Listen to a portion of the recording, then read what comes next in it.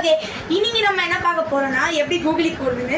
அதாவது கூகுளி அப்படின்னு நிறைய பேர் எப்படி சொல்ல பயப்படுவீங்க. ஈஸிங்க. இங்கே பாருங்க, எப்பவுமே கூகுளி வைக்கும் போது நம்ம கையை வந்து இப்படி வைக்கணும். இப்படி வச்சுட்டு தான் பாலை வந்து போடணும்.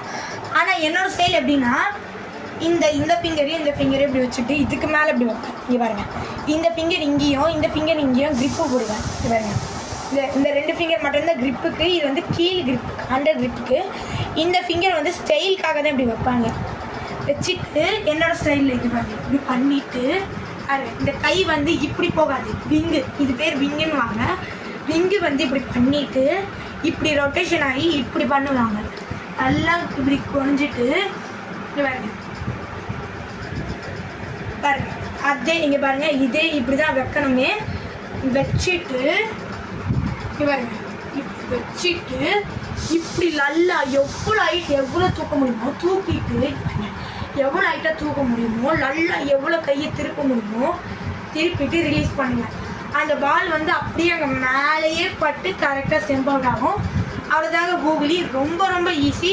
கண்டிப்பாக வீட்டில் ட்ரை பண்ணுங்கள். இந்த வீடியோ பிடிச்சிருந்தா லைக் பண்ணுங்கள், ஷேர் பண்ணுங்கள், சப்ஸ்கிரைப் பண்ணுங்கள், கமெண்ட் பண்ணுங்கள். Bye friends.